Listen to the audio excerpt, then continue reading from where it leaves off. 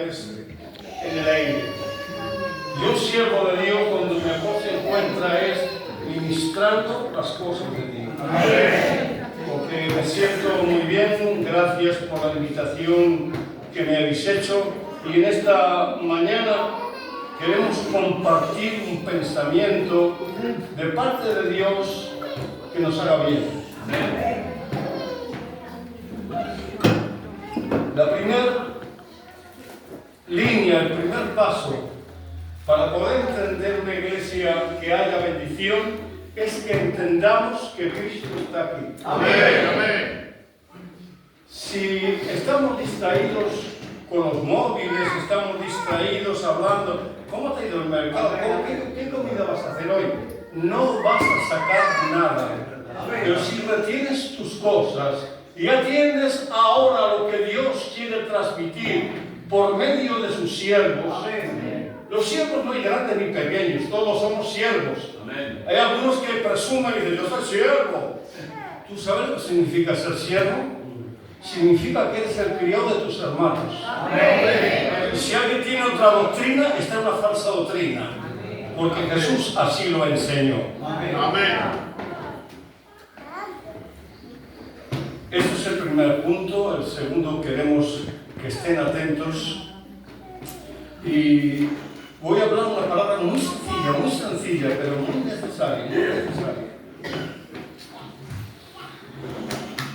A veces hablamos de Dios, pero hablamos de un Dios lejano, del Dios de Moisés, del Dios de Abraham, del Dios de David, y parece que es algo de hace siglos atrás.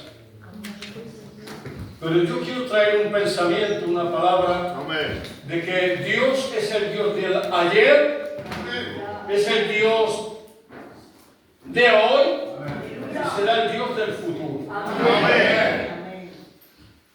La palabra se encuentra en Hebreos, capítulo 1, verso 1. Dice así la palabra del Señor: Dios nos ha hablado por medio de sus profetas y ahora en este tiempo lo hace por medio de Jesucristo. Amén. Nuestro Dios es diferente a todos los dioses que existen.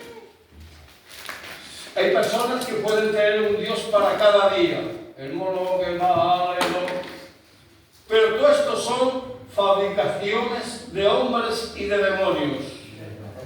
Solamente un Dios que el hombre no puede fabricar, porque es Él que ha fabricado al hombre. Amén. Y este Dios no es un Dios que es indiferente a la humanidad, ni es diferente a tu persona.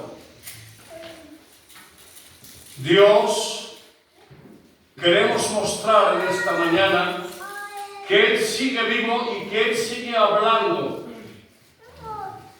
Vamos a mostrar tres etapas, cogemos unos poquitos de Antiguo Testamento, del Nuevo Testamento, y otros luego hablaremos del siglo XXI. Y nadie mejor que yo para hablar del siglo XXI. Bien, encontramos que en Génesis capítulo 6, versículo 14, Dios habla a un hombre. Habla a un hombre porque el resto no le hacen caso. La gente de los antidiluvianos comían, bebían, intentaban de vivir, pasarlo bien, pero nadie se acordaba de Dios, ni honraba a Dios. Pero dice la Escritura, había un hombre justo, y este era Noé. Amén. Y Dios habla a las personas justas. Y le dice, Noé, hazte un arca de madera de gofer, porque yo voy a destruir la humanidad. Pero háblales, según dice el libro de Hebreos, que Noé fue pregonero de justicia. No pregonó primo, cuñado, consuegro, no, fue la amistad. Él hablaba lo que dijo: convertíos y arrepentidos, porque Dios va a enviar un diluvio y vais a perecer todos. Dios no quiere destruir aquella generación perversa y mala. Les da 100 años para que se arrepientan. El tiempo que costó construir el arca Noé. Arrepentíos, porque Dios me ha hablado y me ha dicho que va a enviar un diluvio. Dios no quiere la muerte del pecador. Dios no se goza con que la gente vaya al infierno. Él es un Dios de misericordia y da tiempo para que la gente se arrepienta. Dios no quiere nuestro castigo, iglesia. Dios quiere que entendamos que Él es un Dios de amor, sí. Todos conocemos el panorama de la cruz. Un Dios de amor. Ningún padre haría lo que Él hizo, entregar su Hijo por nosotros. Pero hay que olvidar que Dios es justicia. Amén. Y la justicia, compañeros, amigos, hermanos, se tiene que cumplir a rajatabla. Me ocurre un pensamiento de justicia. Una vez traigo un hombre porque había saltado un semáforo, un joven, y había hecho un atropello allí a una persona que estaba vendiendo fruta, y el juez le sentenció: tal persona queda multada en 5.000 euros. Bueno, ahora este joven, él no tenía para pagar los 5.000 euros, pero el juez, bajándose de su palestra, se quitó la toga y pagó los 5.000 euros porque era su padre. Significa que papá, el del cielo, no hay ningún juez en la tierra que sea más justo que él. Amén. Y solamente una palabra de advertencia y con cariño: cuidado, porque el que la hace la paga. Seamos prudentes, seamos hijos de papá, que Dios se refleje en nuestra vida. Hay muchas ovejas que van a marchar al tormento, hay pastores que van a marchar al tormento. Pero aquellos que se mantengan en línea y orden con Dios disfrutarán de la eternidad con papá. Por eso es que Dios dio un tiempo. Y Dios le dijo: Noé, cuando construyó el arca, porque lo precioso es que los hijos obedezcan a los padres. Aquella generación se reían, se burlaban. ¿Pero qué tiene este loquillo que ahora en un desierto quiere que venga un diluvio? Se reían. Pero cuando Noé habló con sus hijos, con Sem, Cam y Jafet, le dijo: hijos míos, Dios me ha hablado. ¿Y qué te ha dicho, papá? Que haga un arca porque va a destruir el mundo. Los hijos se convencieron porque creían en su padre. Amén. Y trabajaron 100 años codo con su padre, construyendo esa arca que Dios les había mandado. Ellos no habían escuchado la voz de Dios, pero el papá sí. Esto es bueno, la sujeción de los hijos hacia el padre. Entendamos que Dios guarda una cronología, un orden. Y Dios sabe bendecir a aquellas personas que obedecen. Y escuchad esta expresión, a mí me hace mucho bien. Cuando terminó el arca, Dios le dice: Noé, sí Señor, entra tú, los animales que te he ordenado, pero que entre también tu familia. Cristiano que me oyes, Dios quiere que tú entres. Si eres pastor, si eres candidato, si eres del coro, Dios quiere que tú entres en el arca de salvación. Pero que no olvides de tu familia, tus hijos, tu esposa. Ahí en España hay algún buen predicador, pero también hay algunas mujeres que Dios las ayude. No, tiene que ser de tal palo, tal astilla. De tal hombre, tal mujer. Hay un refrán que suelo decir: detrás de un gran predicador tiene que haber una gran mujer. Porque si predicas a todo el mundo y tu casa la tienes desordenada, no prediques más, hombre. Ponte en la casa y habla con tu mujer. Dios dijo: tú y tu casa, y tus hijos y tus nueras, entrad. Qué bueno es que nos preocupemos por nuestra casa, por nuestros hijos, porque a veces nos preocupamos mucho de afuera, del fulanito, de la sotanita, del menganico. ¿Y tu casa cómo está? ¿Y tus hijos? ¿Y tus hermanos? Por favor, que se salven todos, pero tu casa la primera. El segundo hombre que quiero expresar está en Génesis capítulo 12, donde Dios habló con una persona que era de uno de los caldeos, que llevaba su vida, llevaba su historia. Pero Dios es el que cambia las vidas y las historias. Su nombre sea siempre glorificado.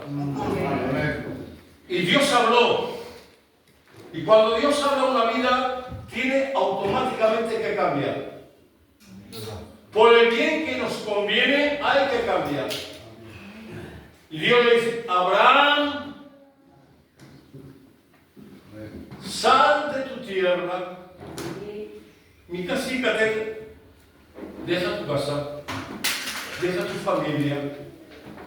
Porque aquí a veces los predicadores queremos predicar donde tenemos nosotros nuestro chollo, nuestros viejos, nuestra casa, nuestro bienestar, nuestros mercadicos.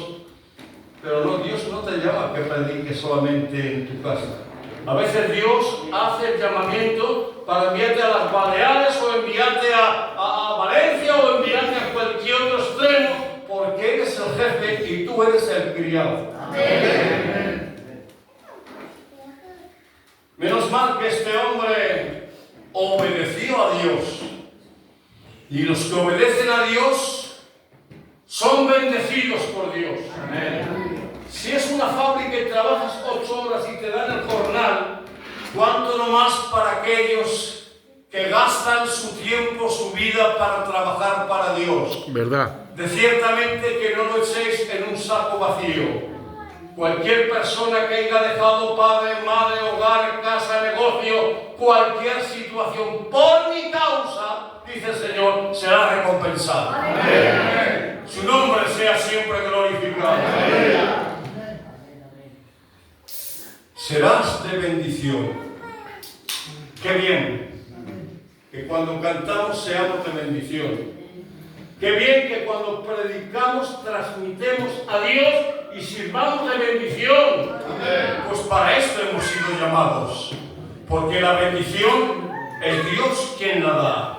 Y dice: te bendeciré, Abraham, y serás de bendición. Si Dios no te bendice, tú aunque cantes, yo aunque predique, el otro aunque dance, no hay bendición.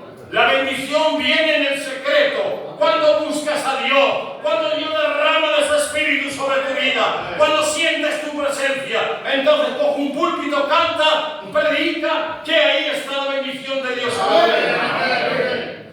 El nombre del Altísimo sea glorificado. Amén. Quiero ir deprisa para poder terminar lo que Dios ha puesto en mi corazón. En el libro de Éxodos, capítulo 3, verso 5, había un hombre que le conocéis, es Moisés. Y Dios lo lleva a un monte. Se manifiesta en una zarza, como bien habéis escuchado. Pero allí Dios le habla. ¿Y qué le dice Dios a Moisés? Moisés, Moisés, quita el calzado de tus pies, porque el lugar que pisas, santo, santo es. Amén. Dios habló a Moisés para que se despojara de algo que estaba con él, que caminaba con él mucho tiempo. Yo pregunto en esta hora, Dios te estará diciendo ahora, ha llegado el momento. Porque Dios es el Dios del ayer, del presente y del mañana. Que empecemos a quitarnos las sandalias, a quitarnos cosas que estorban en nuestra vida, porque Él es santo, Él es santo, Él es santo, Él es santo.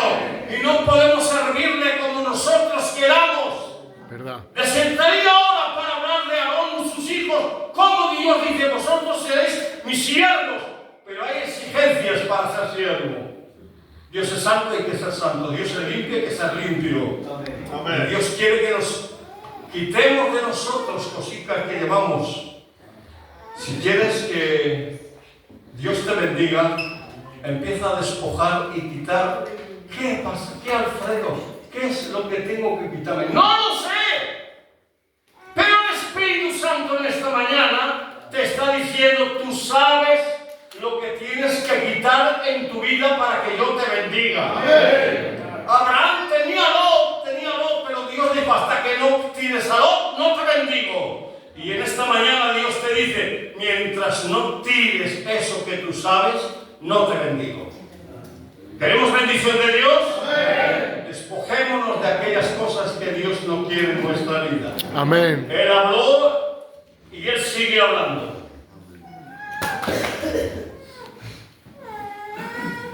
En 1 Samuel, Dios habló a un joven que no le conocía. Este es nuestro Dios, maravilloso. Dios quiere que tú tengas experiencia con Él. Es que yo nunca he escuchado la voz de Dios. Es que yo no sé quién es Dios. Dale paso. Por favor, invítalo. Dile, Señor, si tú existes, manifiéstate en mi vida. Necesito que tú me hables. Dios es un Dios vivo y Dios te va a hablar. Su nombre sea glorificado. Vas a tener experiencia como este jovencito que estaba en el templo, no conocía la voz de Dios. Y hoy hay muchos cristianos que no conocen la voz de Dios. ¡Qué lástima! ¡Qué lástima que vengan contigo si escuchan la palabra! Bueno, pero que Dios te hable, porque Dios no es mudo. Dios habla. ¡Sí o sí! Amén. Transmito esta palabra para que entendamos que Dios habló y Dios habla y Dios seguirá hablando. Su nombre sea siempre glorificado. En Jonás capítulo 4 verso 11 dice la escritura que un hombre, un profeta, Dios le envía a un sitio. Pero cuando el hombre pone su razonamiento delante de Dios, ¿qué mal? Porque yo pienso como hombre y él piensa como Dios. Amén. Jonás, ves y predica a Nínive. ¡A Nínive! A esos carniceros, a esas malas personas, a esos quienes que les prediquen. ¡No! Y en cuenta de marcharse al norte, se marchó al sur. Distinto. Pero que nadie haga esto porque ya conoces la historia, pobrecito de Jonás. Pero Dios no quiere la muerte de su siervo, sino que su siervo cumpla con su palabra. Amén. Y Dios le envía, predica. Y predica el Evangelio. Predicó lo que Dios había puesto en su corazón, en toda la ciudad. Y luego esperaba, se sube a un monte, se pone debajo de una calabacera y espera a ver que si el juicio caía. Porque eran malos.